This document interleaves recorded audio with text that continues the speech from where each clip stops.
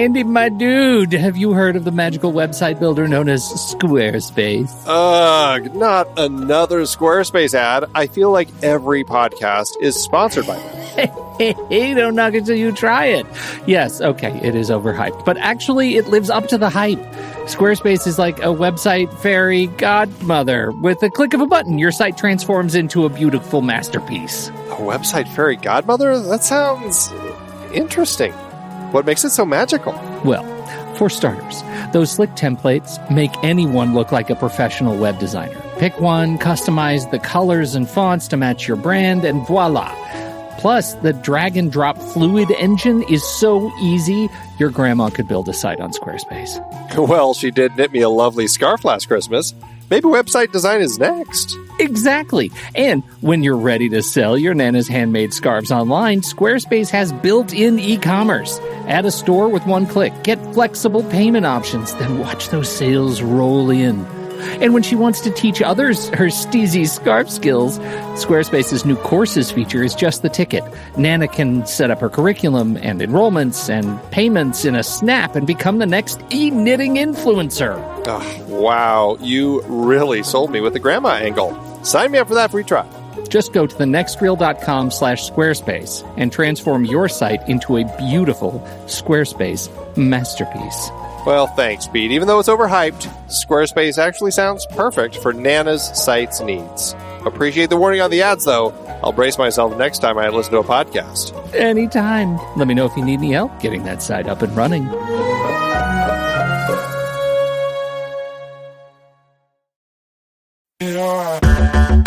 Andy, can you believe we've almost hit 700 episodes of The Next Reel? I know, it's crazy. And with all the other episodes in our family of podcasts, we are well over 1,200 episodes of movie conversation.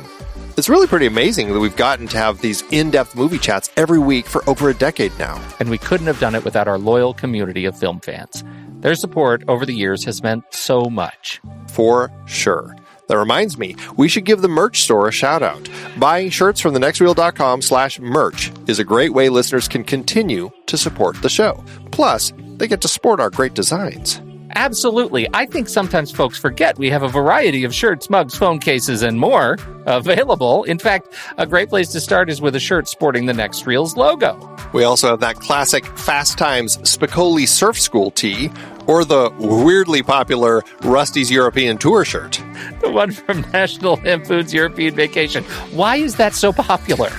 Search me, but we have sold a ridiculous number of those.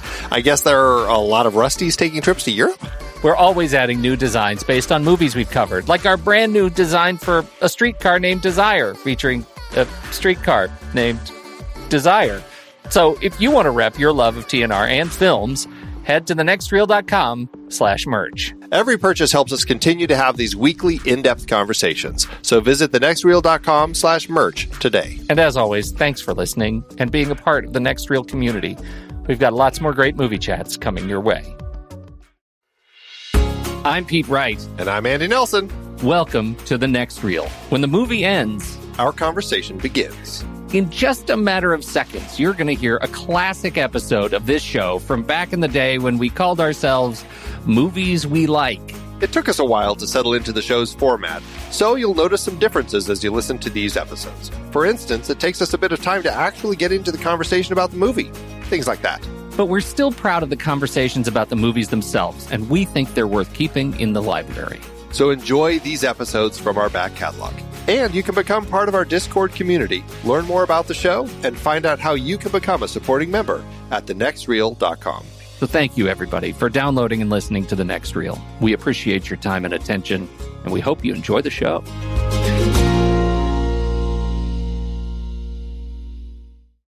Can we just run through were there any particular surprises? Yes. 2 surprises for me. The biggest one is the complete and utter disappointment and shock that the Lego Movie was snubbed for Best Animated Film. That is stunning. Very bothered by that. Yeah. Because it clearly was the best animated film of the year. I was bothered that it didn't win at the Golden Globes too, and How to Train Your Dragon 2 picked that one up. I don't know what these people are thinking, but it definitely was the best animated film of the year, and these people are all I don't know what they're doing. Yes, that was crazy. But that said, it's probably, what do you think what do you think is going to take that one? I know Probably we're not doing a pick show, but I think it's probably going to be How to Train Your Dragon 2, Yeah. And then the other thing that bothered me was, they've set up this thing where they can have up to 10 Best Picture nominations. Yeah. And the fact that Foxcatcher and Wild, neither of them got nominated for Best Picture really kind of irked me a wee bit. Yeah. Have you seen Whiplash? I haven't seen Whiplash. It's been such a limited release. It's not ever been playing close to me. So I'm hoping that now it's going to actually expand a bit so that I will actually be able to see it. Yeah, that one I haven't seen. I also have not seen Selma. I haven't either. But there are some really solid films in Best Picture, but those are the two because I haven't seen them that I figure probably shouldn't be on the list. And America, well, no, but I mean, there's 8, so they have room to put 2 more. Oh, that's so right. I can't just count. Add those other ones. Where are the other 2? How come they didn't do 10?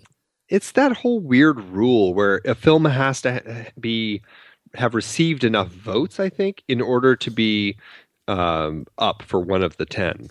Oh. So clearly, I guess Foxcatcher, Wild, Into the Woods, none of those received enough votes to actually get it onto that list of 10. But I don't know. I think it's all silliness because Bennett Miller was nominated for Best Director, but Foxcatcher wasn't nominated for Best Picture. I don't even understand how that happens. That's crazy.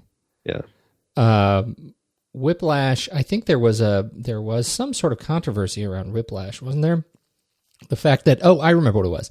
This one is bananas to me. As long as we're talking about craziness. Mm-hmm. And again, I haven't seen Whiplash, but this is crazy. You note it is in the Best Adapted Screenplay category. Oh yeah, right. Do you know why?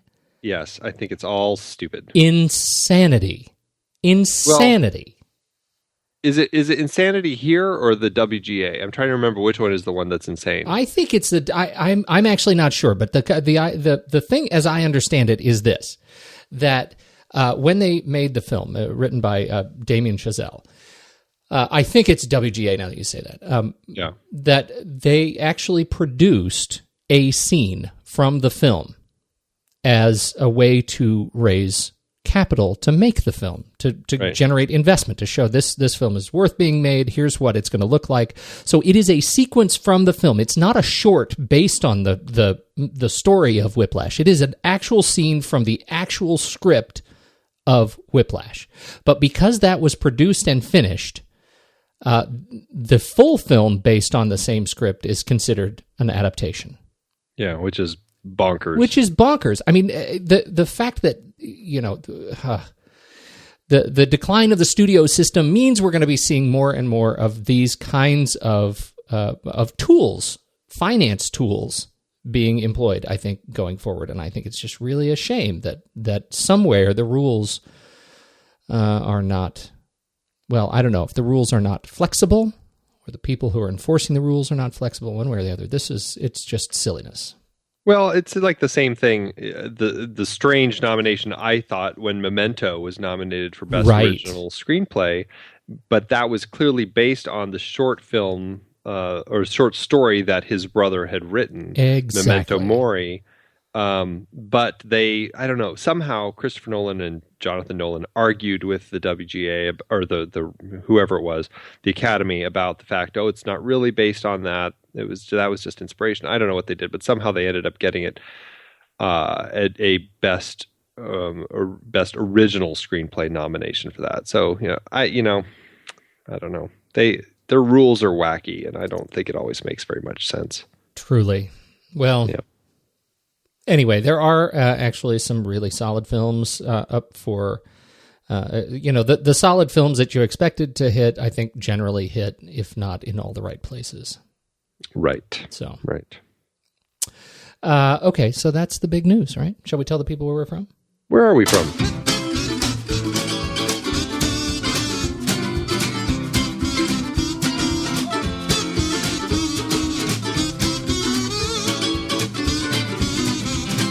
Hey, everybody, it's The Next Reel. I'm Pete Wright. That there is Andy Nelson.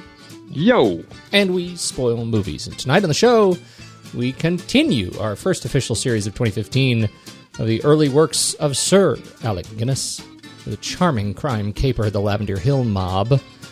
But before we get into that, you should learn more about us at thenextreel.com. Follow us on Twitter, The Next Reel, Facebook, The Next Reel, and if you're an active Instagrammarian, you can join us at instagram.com/thenextreel and play the Instagram hashtag Pony Prize, hashtag GetCameron2015, hashtag Standy versus the People, hashtag Guess the Movie Challenge.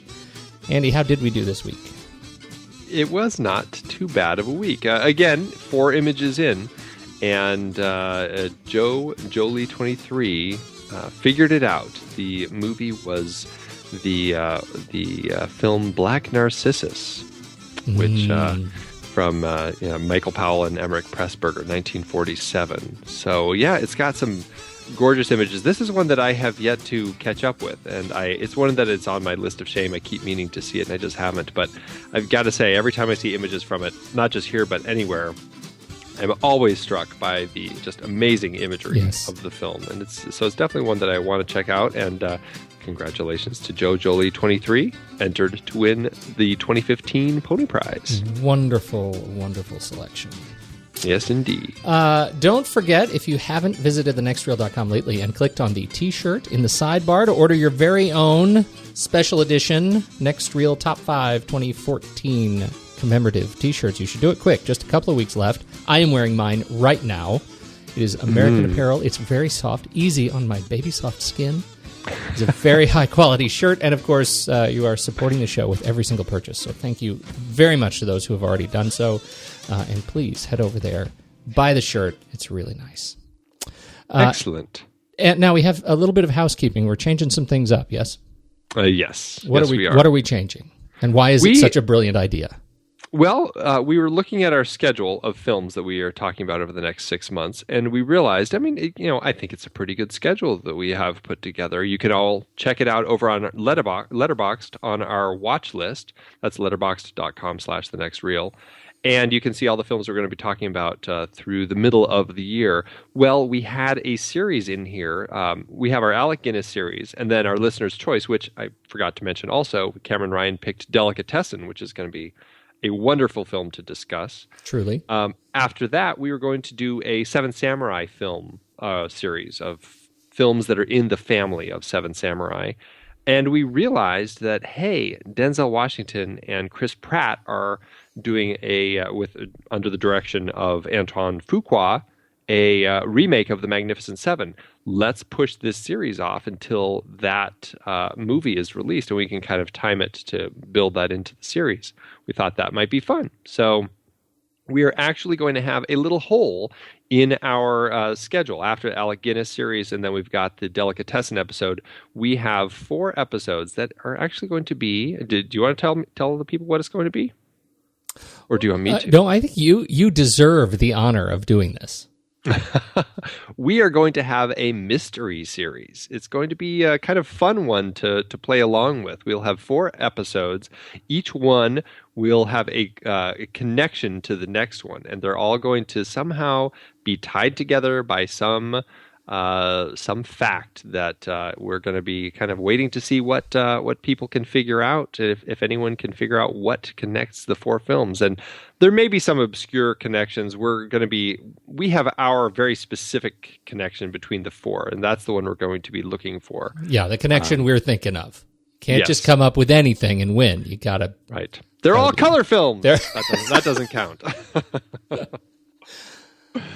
So we're going to have a very specific connection between all 4 films. And we're going to see if people can figure it out. I love it. I think this is a great idea. And so we're doing... And what is if you win, what do you get? I think that we're going to get them one of our shirts. Nice. What do you think of that? No, I think that's a great idea. Just came up with that just now. It feels really super generous. That is really good, and we love handing out shirts. Now that we have shirts, we're going to hand them out every chance we get. Hear, hear. So there it is. change is a-coming. We're not going to be putting all of these on the Letterboxd watch list. Be aware that it is coming, and we will let you know each week what the next movie is going to be, and you can try and piece it together. Yep. First one to let us know on one of the various social channels, Twitter, Facebook, etc. Yeah, these episodes start going live about February 20th. So you've got about a month before the series goes live. There you go. And with that, Andrew, let's do trailers.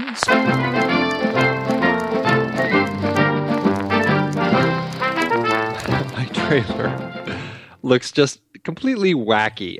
Something about this film just strikes me like it's going to be something that I will really enjoy. This is The Voices. It is Marjani Satrapi, I think is how you say her name, the director of what was the film that she directed recently, just a few years ago? It was Persepolis, I believe. Yeah, the really fascinating Iranian animated film. I did not see it. I didn't either, but I've heard it's fascinating. I'm giving that away.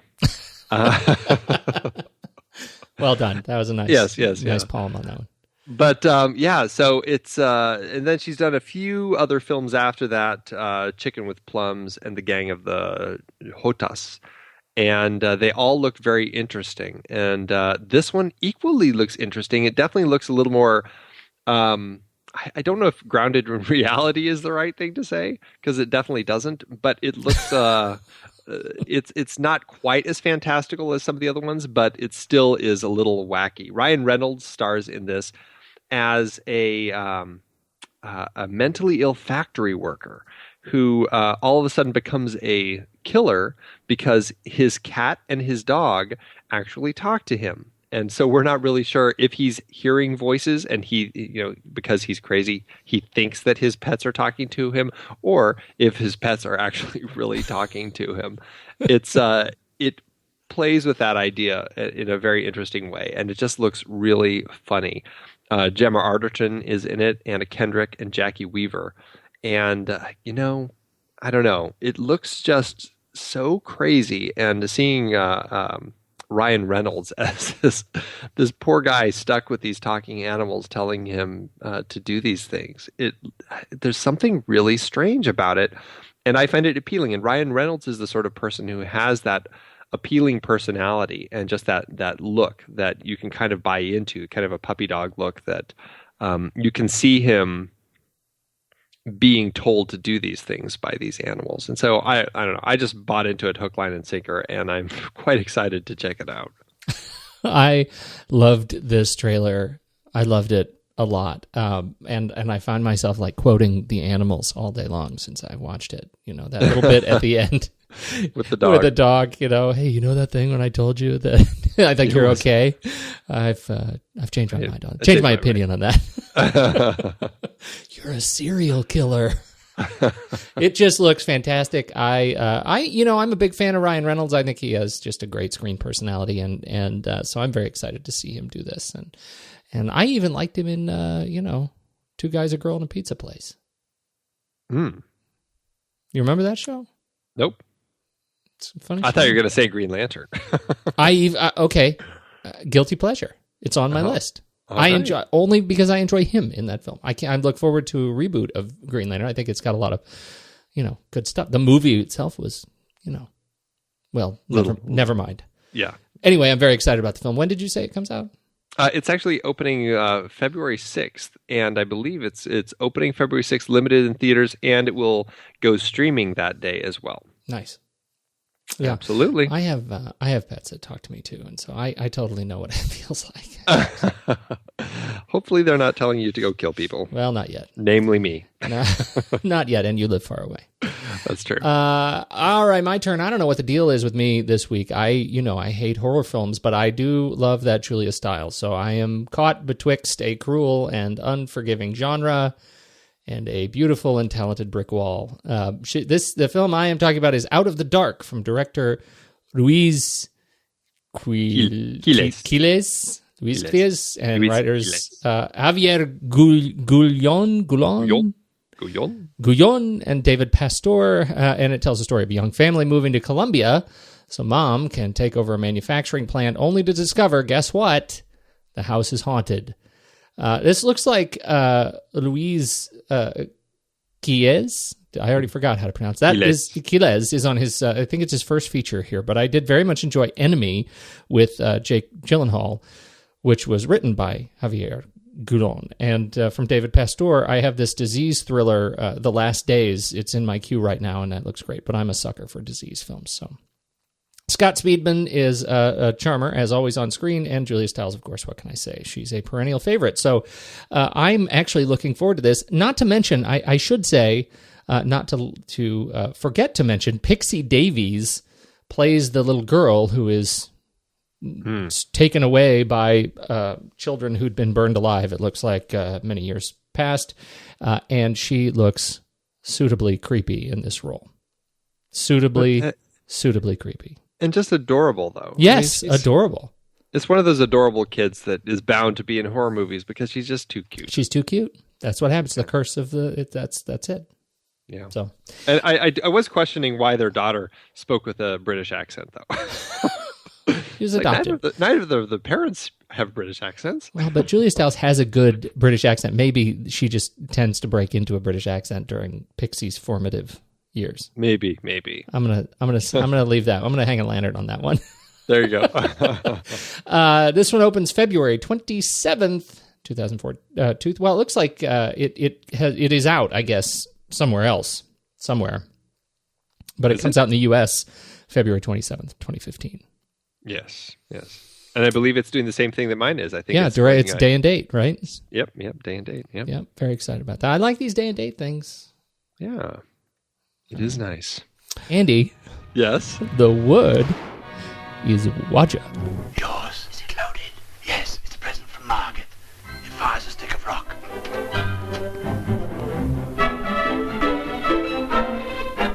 These men are dangerous, plotting their way with icy calm to riches far beyond the wildest dreams of ordinary man.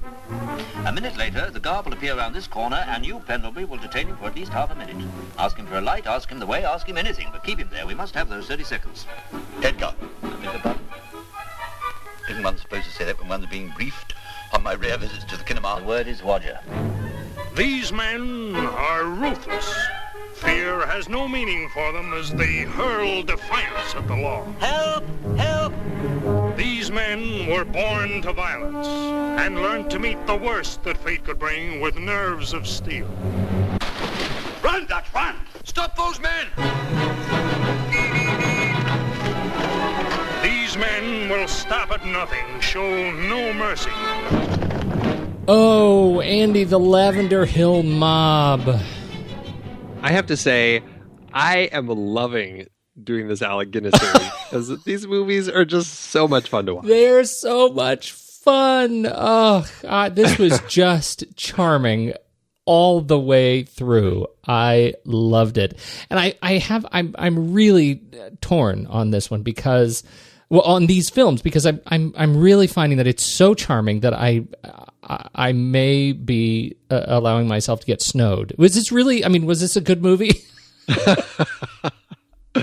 I think, it's one of those things where I find that it's because of the type of comedy that it is that I think I give it a pass on some of the things that I think are a little sloppy. But, it is so stinking fun. And that's the thing that I love about it. I mean, it's not a film that I think is going to, it's not winning Oscars or anything like that, but it's just super fun. They've got this great silly story about this banker who his sole job is to basically help them transport gold. He watches them melt the gold or whatever it's called. Yeah, and it's the bullion, right? They smelt down and the gold and turn it into bars. And then make bars, and then he rides with them from the place where they make it to the bank, and that's all his job is. And it's a dull job, but he uses it as a way to all of a sudden come up with this wicked plan of how to steal all this gold. And he's just so Alec Guinness is so much fun to watch in this. He's created this quirky personality with kind of this this lisp that he has, and just the way he speaks and the way he acts and the way he looks at things and the way he kind of takes such pride of being the boss of this gang.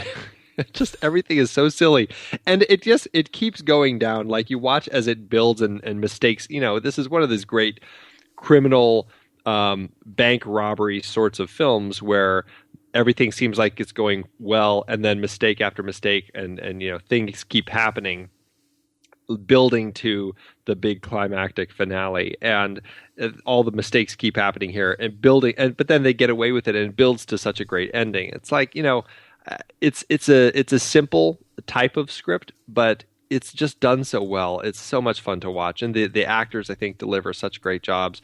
I mean, any problems I have with it, I found very easy to overlook.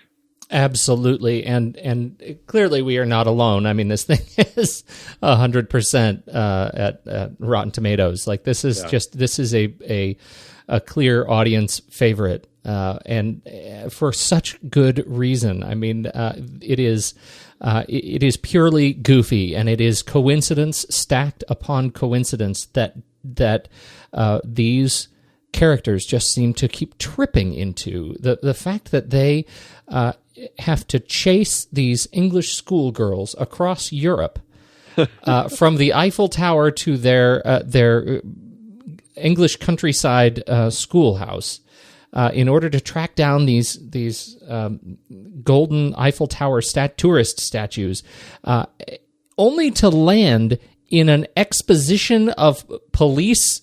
The right. Police Expo in downtown London is just I mean, it is a stunningly goofy conundrum that these gentlemen find them in, and yet Alec Guinness is so charming, and you can tell he delivers with his R kind of speech impediment. He delivers what should be really horribly diabolical, but it comes off as sweet.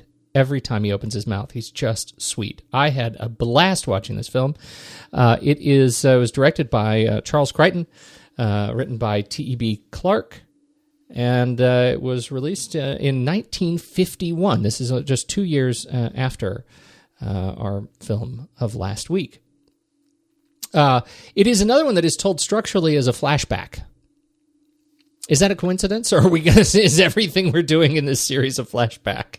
I know one of them curious isn't. To see. Yeah, I don't think so. I think it's just these two, at least, that we're talking about. But I found that struck me also, and it's an interesting framing device, which I think is another interesting one of the voiceover of this would be an interesting subgenre to kind of put together as one of our lists. The over talkative criminal.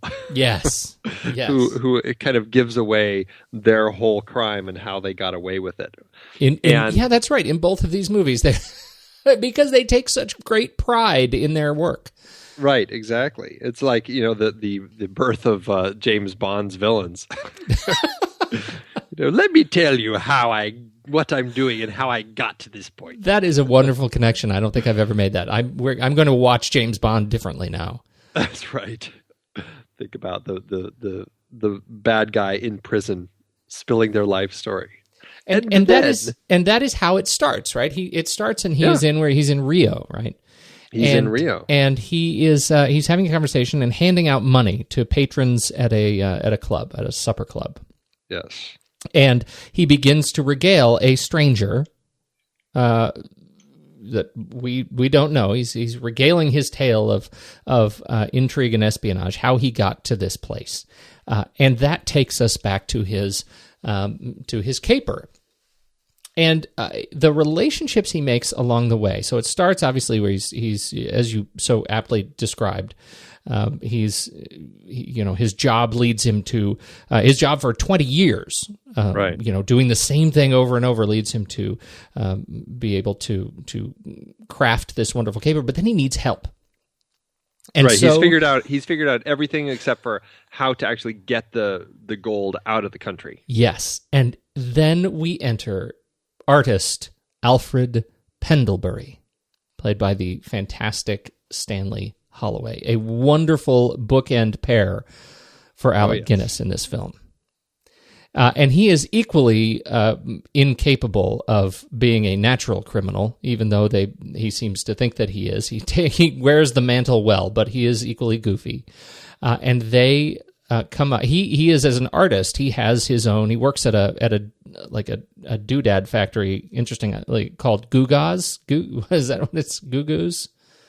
Yeah, I think it's Gugas. I think it's Gugas. I think that's just another word for doodad, right? Doodads, yeah. right? Yeah. And they make tchotchkes. They make tchotchkes like keychains and little statues all over the world. And he happens to have the smelting machinery required to melt gold and to create molds, because he's been doing this with molds of the Eiffel Tower that they sell in Paris. So as soon as Alec Guinness discovers this, he and Alfred Pendlebury, he approaches him, and they craft a strong friendship as criminal masterminds. Oh yes. And their first and most wonderful exploit is to recruit other criminals. I was howling. It's a brilliant bit, particularly the Britishness of them, because they're so proper, and they're so polite, and they're just so nice. And they recruit.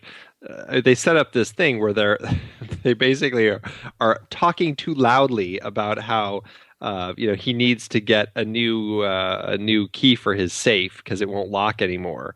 They're talking too loudly about it on the train and everywhere they go, and then they wait for criminals to show up that they can recruit, which is so silly, but it works. They catch two of them. They catch Lackery Wood and Shorty Fisher, played by Sidney James and Alfie Bass, which two great character actors who are so much fun as the additional two criminals in the mob, the Lavender Hill Mob. And they are supposedly the experienced criminals, but I think their demeanor harkens back to a much more polite era of crime, where these guys, they have a wonderfully civilized conversation with Pendlebury and Holland, and then as the crime moves forward, they're very patient, even though they're the hardened criminals. Right, they're very patient, and at the very end, they say they can't. Well, one of them comes in. Is it Lackery Wood? Sidney James' character comes in and says, "Well, I can't go to Paris. They're all supposed to go to Paris to sell the goods and get the money." He says, "I can't go to Paris. My wife won't let me." Right. The last thing you expect to hear from a hardened criminal, to which Shorty Fisher responds, "I don't really want to go either." These two hardened criminals then trust Holland and Pendlebury to do the deed, finish the job, and give them their share of the money, which is wonderfully sweet. Now, I will say, this time watching it, because I realized I had seen this before, and this time watching it, I was kind of looking at that, and I'm like, maybe they are onto these guys, and they know how trusting Holland and Pendlebury are, and they're going to let them take all the risk by going down to Paris and getting this whole thing done, and then they'll just wait for them to come back with the reward. Did you really? I did not walk away with that, and maybe that shows that I don't have the mettle for that world. Well, it's the world I come from, Pete. Dark. Did you? You thought that there was more to it than that? Because at first I was buying it when the first one came in, when Lackery came in and said I can't do it. But when Shorty jumped in and was just like, "Oh yeah, I can't either. Maybe you guys could just bring us our shares back." I was like, "Oh, they don't want to take the risk." I just kind of got all cynical then and stopped believing that Lackery and Shorty were good guys. Well, there's no joy in your life. Nope. None at all. It is, in any case, the chase that ensues is vaudevillian in scope, and does lead them down the stairs of the Eiffel Tower, which is, I have to say, a wonderfully dramatic sort of Hitchcockian experience. It's really, the very dizzying way that they shot it and kind of, they performed it as they run down that spiral staircase. It does almost make you seasick watching it, And that they come down laughing in hysterics as they chase these girls down the elevator, and as dizzy as I think we are watching it, it really was. But they do these wonderful there's just great smash zooms, and fantastic spiral. I don't know, and I don't know how they did this. Do you have any idea how they did the great spiral stuff? I mean, I know there was a projection screen, but the never-ending spiral staircase. Yeah, my sense from it was a just from watching. I couldn't find anything, but just my sense of it was like on a set, and they just had this staircase that spun. The camera was locked in place, and then they just kind of ran down the stairs, and they just kind of and as it spun, they stayed essentially in the same spot so that the camera could film them, and it looked like the camera was whizzing around the staircase with them. Yeah, I think so. What do you? I don't. As I was watching, I was thinking, I don't think we have anything that's more than, 3 stories of stairs. No, right? Yeah. Yeah. Anyway, it is really great, and it's very effective. I mean, it works really well. It just is so dizzying. Right. It really is. It is. It's really both. It's strangely claustrophobic, I think, because you're in the interior skeletal structure of the Eiffel Tower, and it is really compressed on this little tiny staircase, particularly when the actors then are hugging the central column of this staircase.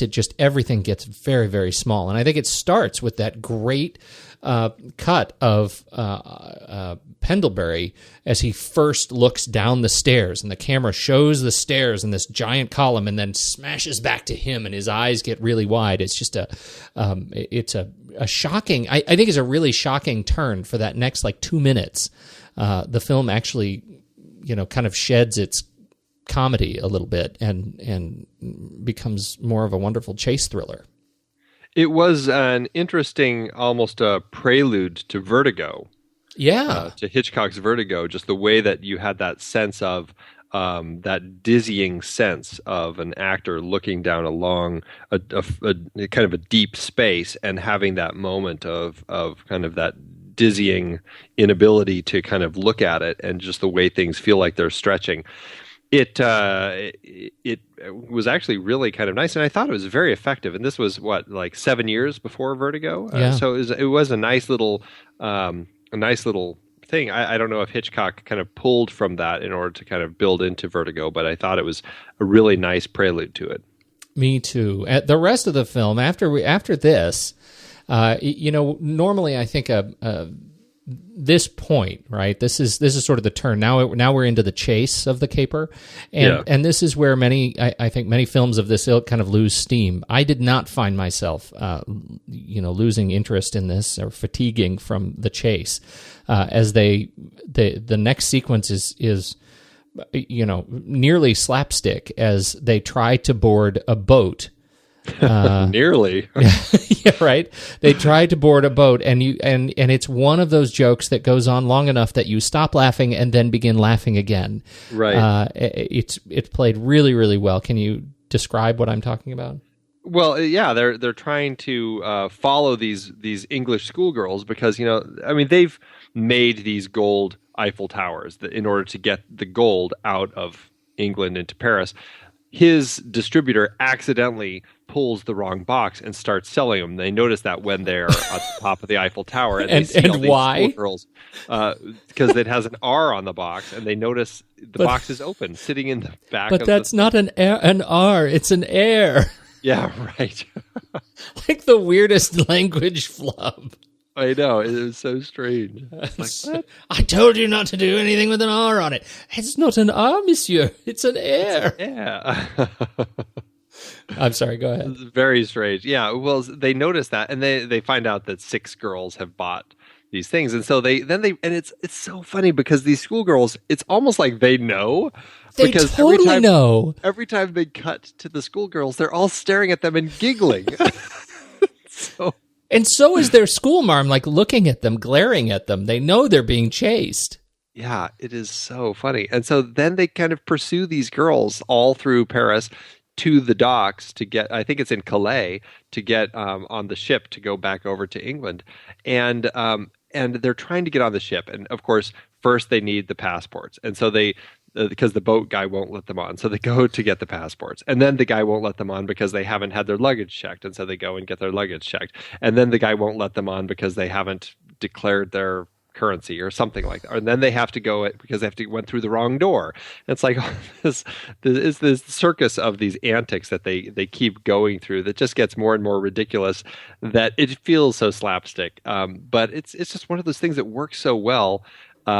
It's the sort of comedy that can really not work, or it can really work depending on the film, really. And it works on the shoulders of Stanley Holloway. Yes, absolutely. Because you totally buy into it because he's just feeling how absolutely ridiculous this whole thing is.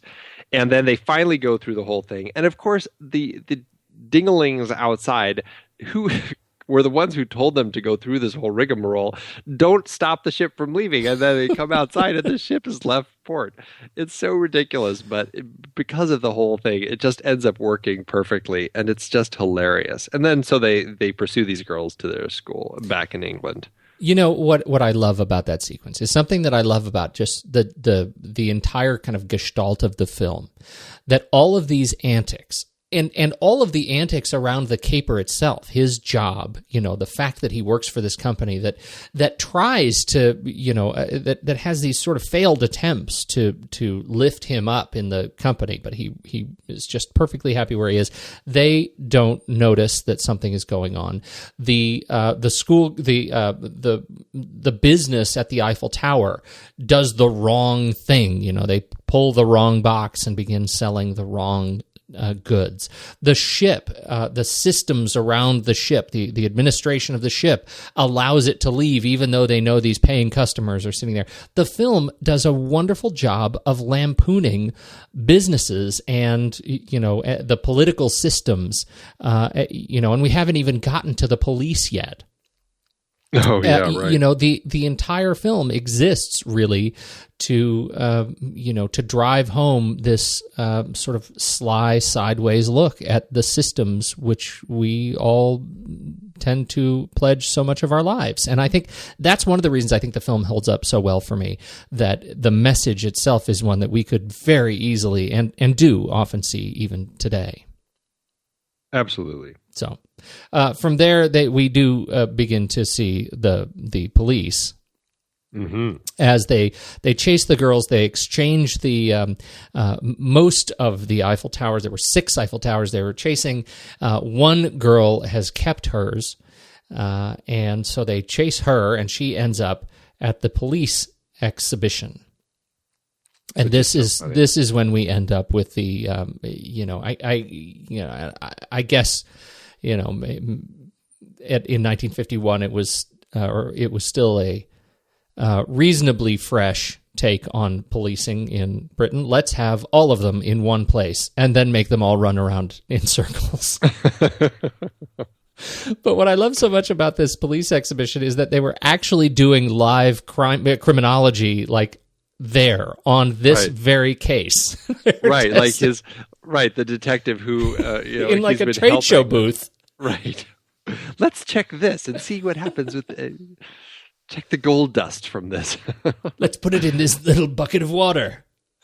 It was really, I mean, it is wonderful. Again, lampooning systems. Here we are, really minimizing the work of police by making them have to do it in a fishbowl, as schoolgirls are walking by, watching them do their work. It's just funny. Perfect.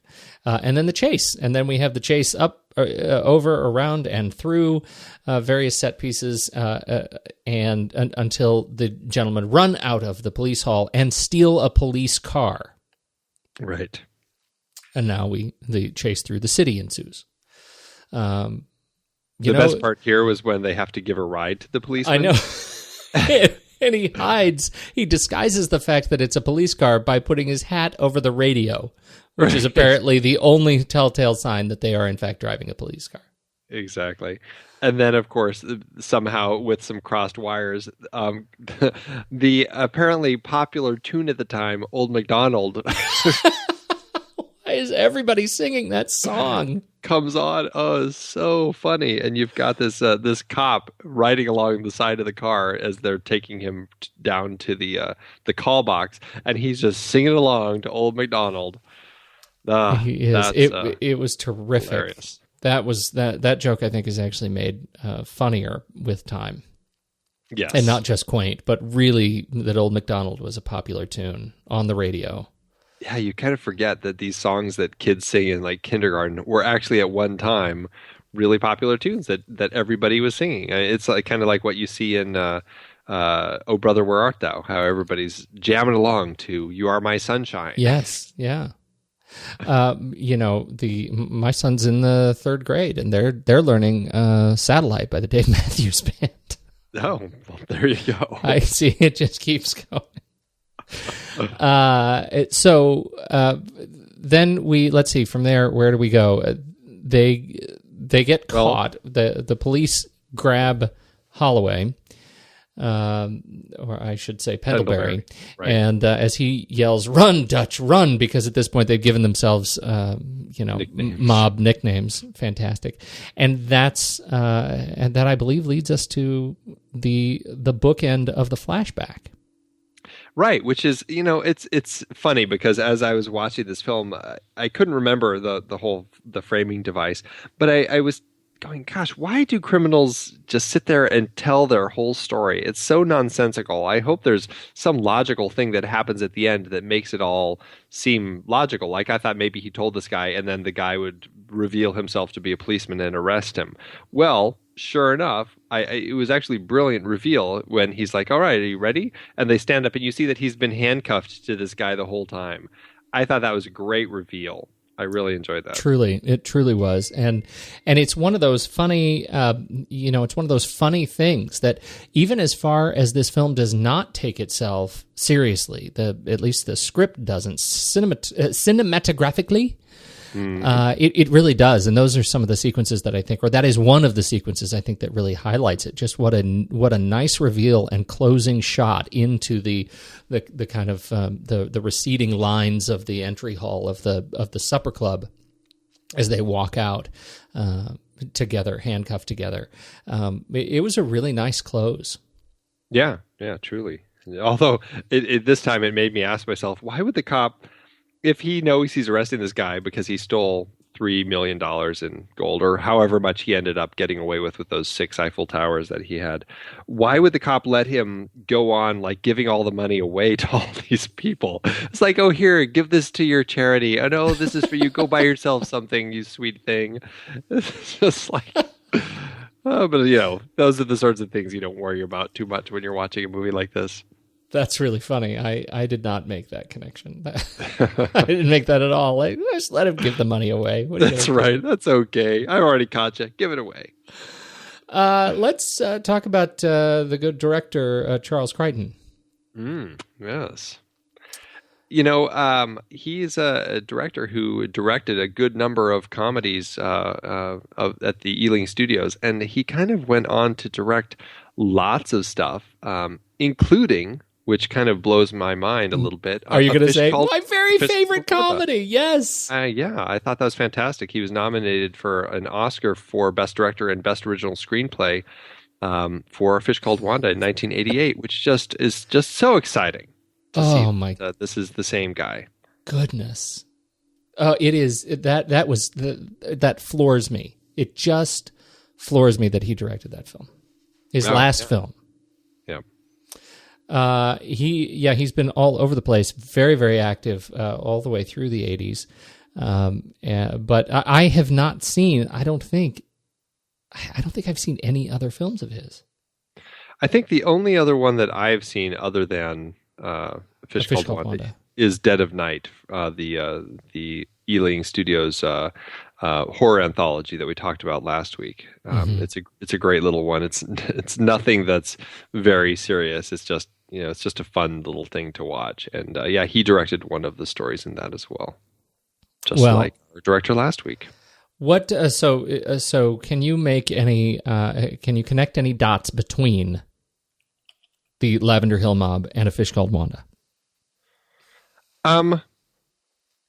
I think that it's the comedy pacing. I mean, I think that this is a director who understands the way that that comedy works, and I think because Fish Called Wanda, I think I agree with you. It's not my favorite comedy, but it's way up there. I think that the comedy is just spot on perfect. It's got this great level of the Britishness of the comedy and how that plays with kind of the American all through that film. But it's the pacing of the comedy, and it's the building up of crazy situations that you buy into, because you buy into these crazy characters who work so well in the situation.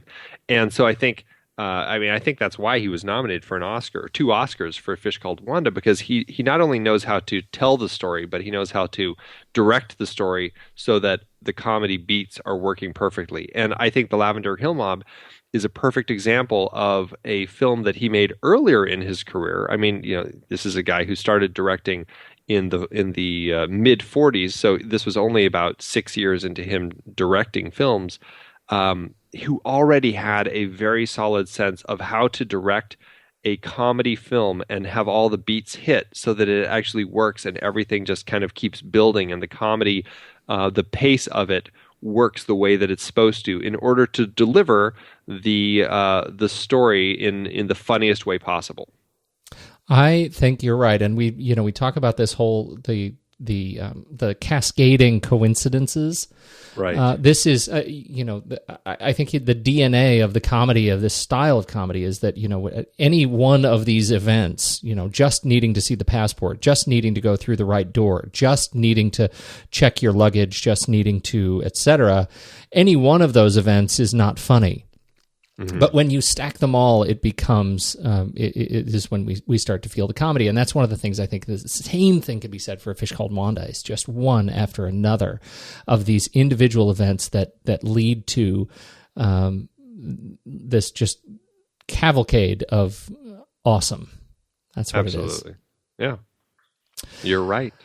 So that's Charles Crichton. Let's see. T.E.B. Clark. What do we know about T.E.B. Clark?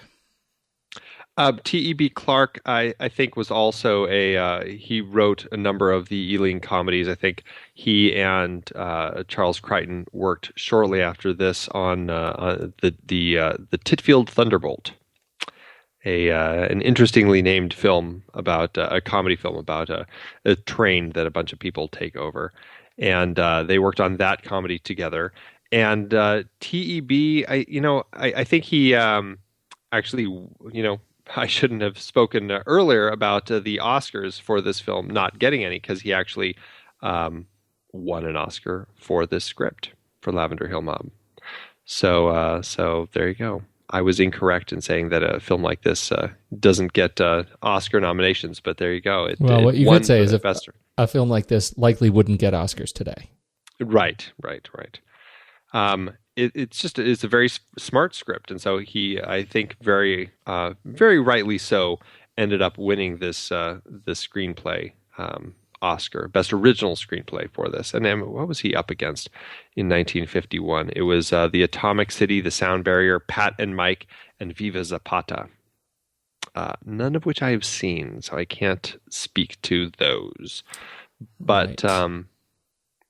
But T.E.B. Clark is one of those comedian or screenwriters who also wrote novels, and he actually wrote a book. I get a sense from this that he kind of has a little bit of that Coen brothers sense of humor as far as how he played reality versus fiction, because in 1981 he wrote a novel, a quote unquote nonfiction book called Murder at Buckingham Palace, which actually was all about this hushed up murder that happened in 1935, and include all these photos and everything, but it actually was just a fiction book.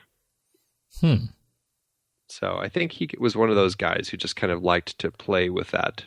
Yeah. The reality, putting comedy into the real world and stuff like that. Right.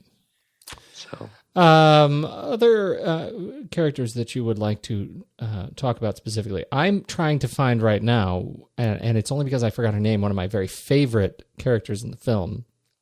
Is it Miss Eversham? who is the woman he reads the crime caper novels to. She's fantastic. Yeah. Played by Eddie Martin. Was that her? Boy. That's a good question. I can't remember which one she was, but I get them so confused. There were so many. There were several older ladies in the boarding house where they lived, and one of them is just a treat. And I am embarrassed that I lost her name. I think it's Miss Eversham who ran the boarding house. It's either that or Mrs. Chalk. I can't remember. Oh, that's true. Either way, no, I don't think it would be Mrs. Chalk, because looking at a picture of her in 1948, that was not her. Gotcha. Well, maybe it was. She was born in 1892. Oh, so it could have been. It could have been her. But either way.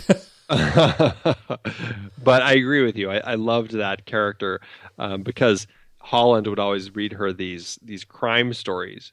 And so when she's being questioned by the police about, just the goings on and stuff, she's like, which hoodlums specialize in Toby jobs? Like, she's asking them all of these questions about. She knows all the language, all this fantastical language from her books, which end up being just, they really put these set these guys on their ears. It's a wonderful sequence. It was very funny. Yeah. In terms of did you have anything to add about the good Stanley Holloway of My Fair Lady fame? Yeah, right. Other than that, and Mrs. Brown, You've Got a Lovely Daughter, which I've never seen the film. I only know about it because of Herman's Hermit's song, which I've heard billions of times. Can you sing a little bit of it for us? Because I just can't seem. Mrs. Brown, you've got a lovely daughter. That's about all I remember. Really? Because I was title. just getting into it. I hadn't started to snap yet, but the snapping was coming. It was coming. My fingers were ready. Yeah. Yes. No, other than the fact that I just loved him in this film. I thought he was fantastic. He's one of those great actors who just had a great face, and I think he received an Oscar nomination for actually an award for Best Supporting Actor for his performance as Eliza's father in My Fair Lady, which he, I guess, created on Broadway. Mm-hmm. Very famous for the role. Mm-hmm. Of course, we have Alec Guinness is the reason we are talking about this film.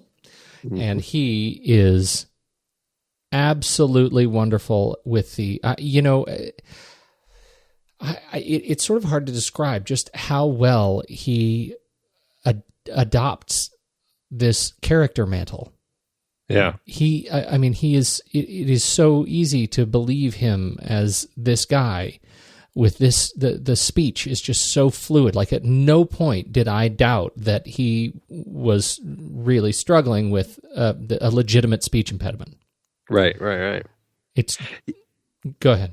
Well, I was going to say, coming off of the last film, which, he wasn't the lead in the last film, but he certainly played a lot of characters in the last film. It was a great opportunity to just really see kind of the breadth of what he could do as far as just creating characters. This was our first real opportunity in this series to really look at Alec Guinness and what he can do with just one role when he's just running the whole film. He's carrying the whole film with that character. He really holds on to it just wholly and completely the whole time, and it just really, made me buy into this whole character and how he is this kind of timid bank guy who has delusions of grandeur in the criminal world.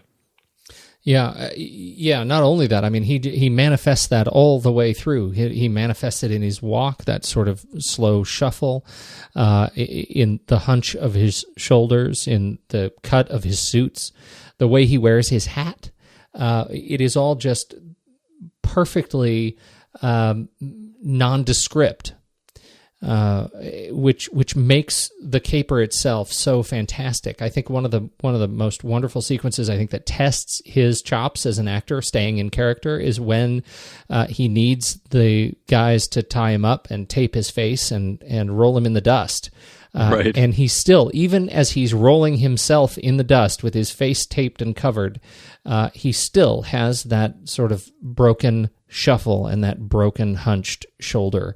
And as he trips and throws himself into the river, he's just great.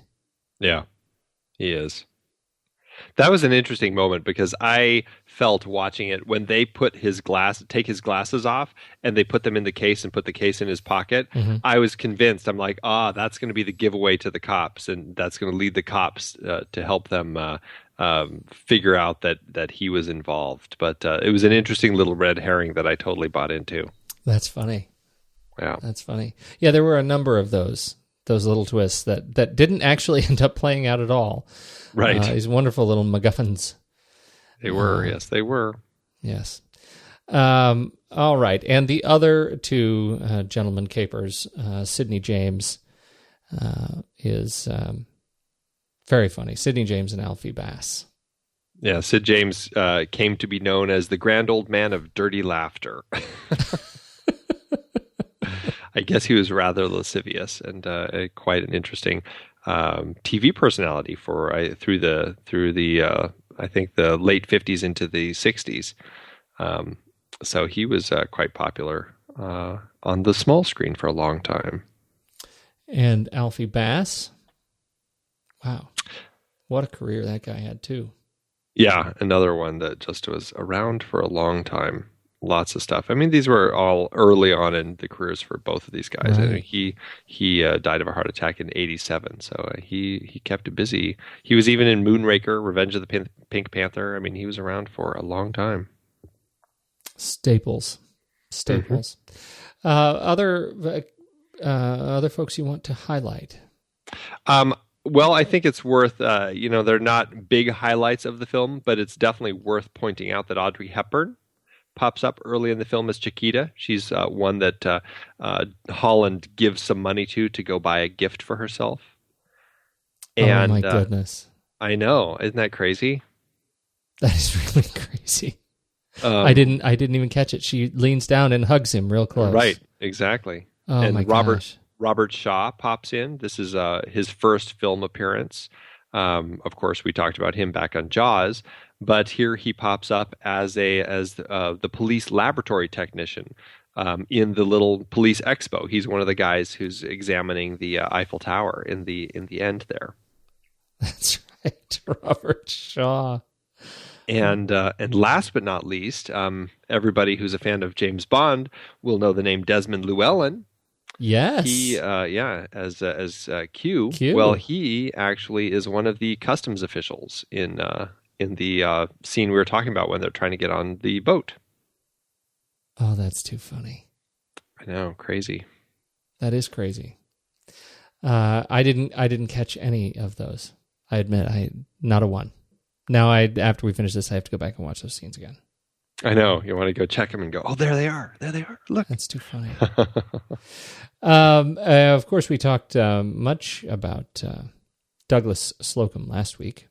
Mm-hmm, yeah, back to shoot this one again. And again, I think this was a period in his career where he created just very solid-looking black and white cinematography that works really well telling the story. And we talked about the creative way they did the race down the Eiffel Tower. I mean, I think the work in this is very effective for the comedy that they're using in the film. Absolutely agree. And I once again, I found myself, and I think you see in the stills that, that we grab from the film, they're really, they're just some wonderful framing, some wonderful lighting, just really iconic looks at these characters and positions of these characters in the frame, I think are quite innovative and striking for this era. So it was a lot of fun to watch. Yes, absolutely.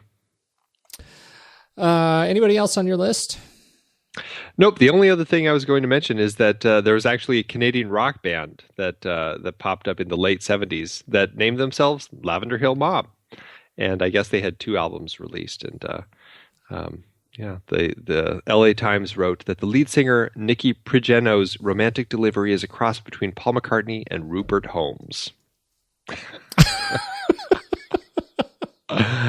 So, all right then. Yeah. Well, I think on that note, were you able to find anything on how this film performed? Once again, the long list of British disappointments. It is. It really is just disappointment in the fact that I can't find nothing. Yeah, it's. I couldn't find just a single bit of information about any financial, what it cost, what it made. I couldn't find anything. But as you pointed out at the beginning, I mean, right now critics say 100% on Rotten Tomatoes. This film is well loved. So we can only hope that it was well received at the box office back in 1951. Truly. And with that, let's rate it. Let's do it. Head over to flickchart.com/thenextreel, and you can check out all of our stack rankings and join us. Join the Flickchart, and you should start loading in your movies, and let's see if your movies ever want to go on a date with our movies. They could maybe find some fun time together. Maybe an amusement park. My. Let's do it. Lavender Hill Mob. This is a great first pairing. The Lavender Hill Mob or Kind Hearts and Coronets? Lavender Hill Mob. Yeah, I feel like, I don't know. I kind of want to say Kind Hearts and Coronets, but it's just I'm kind of torn between the two. I'll tell you why. And this goes back to this goes back to what you said earlier. And this is the first time we in our series at least have gotten to see Alec Guinness really pull a role. Yeah. Yeah, I'll go with you. I'll give you that. Lavender Hill Mob it is. Lavender Hill Mob or City of God? Ooh. Oh, good grief. I know. I'm going to have to go City of God on this one. City of God. But we still love you, Lavender Hill Mob. Lavender Hill Mob or 28 Days Later? Yeah. 28 Days Later. 28 Days Later. I feel so guilty. I know. Lavender Hill Mob or Sweeney Todd, the demon barber of Fleet Street? I'm going to go Sweeney Todd. Yeah, me too. Nice and bloody. The Lavender Hill Mob or Creep Show? Oh, Lavender Hill Mob for me. Creep Show's an awfully fun and guilty pleasure, though. I think I would do Creep Show. Really? Maybe it's just because I've seen it so many stinking times. Yeah. Would you do it really a lot? I would. Really? I don't know that. I'll give you Lavender Hill Mob on this one, though. I feel flexible on this one. Okay, that's good. Yeah, that's good. Lavender Hill Mob or Being John Malkovich? Ooh, I would say John Malkovich. Yeah. Well, look at that. Number 78. Bittersweet. Yeah, it's 78 out of 167. Yeah, it broke the top 100. That's good. Yes, it did. Right. Yes, it did. What is if you're standing in an elevator, Andy, you're standing in an elevator and somebody says to you, hey, I think I might watch Lavender Hill Mob, or maybe I'll watch Rush. What's the one reason that you would encourage them to watch Lavender Hill Mob over Rush? I think I would say it's a great fun, light comedy that has great pacing, and it has great performance by Alec Guinness and the rest of the mob that we get to see. I think so too. For me, this one it's all about such a charming, family-friendly caper. But this being able to, and I hang out with a lot of speech pathologists. So for me, I'd be able to say you could spend a couple of hours diagnosing a wonderfully comedic speech impediment. Totally that worth sounds it. like a fun evening. Where do we go from here? We're going to be land right in the middle of our series with the man in the white suit. Oh, here it is. Here it is. The big one. This is the big one. The foundation of the show. Well, I look forward to watching this one again. I get such a wonderful, charming chuckle out of this film, and I don't know if it'll hold up to Lavender Hill Mob. I really quite loved it, but well, we'll see next week.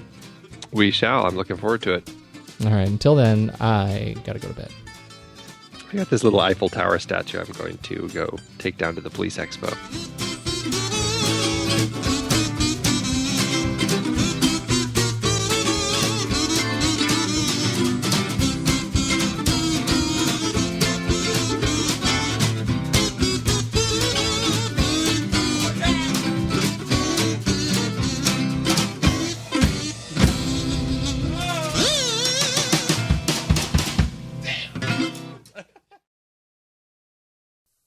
These are really rich reviews, I think, this year. I think both of ours really showcase just how rich the quality of reviews have gotten. Well, I think it boils down to the fact that these are British films, and, as the foundation of the English language, I think that people chose this as an opportunity to really put the English language to the best use possible. No, I think you're absolutely right. Would you like to do the honors? Sure. Mine is a 4-star review by Stoney. And this is it's very eloquent. Okay. Stoney says, "Okay." Thank you, Stoney. Mine is a follow-up. It is a 5-star review from Floyd Lorenz, who says, "Pleased." Wow. Thank you very much, Amazon. Once again, proving comments are a real boon to the internet.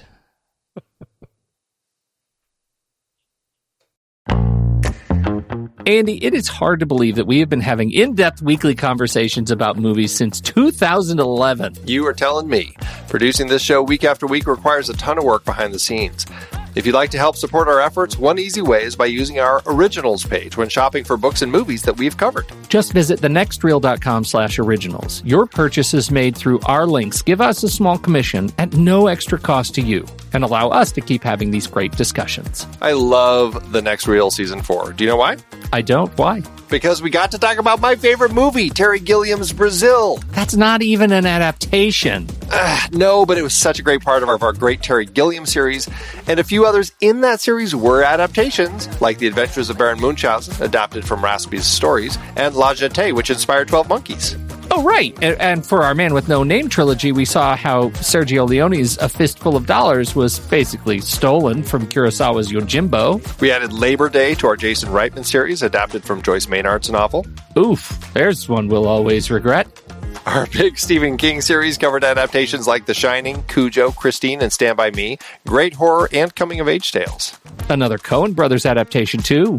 We got to talk about how they turned Homer's The Odyssey into Oh, Brother, Where Art Thou? For our holiday series, we did The Bishop's Wife and The Poseidon Adventure.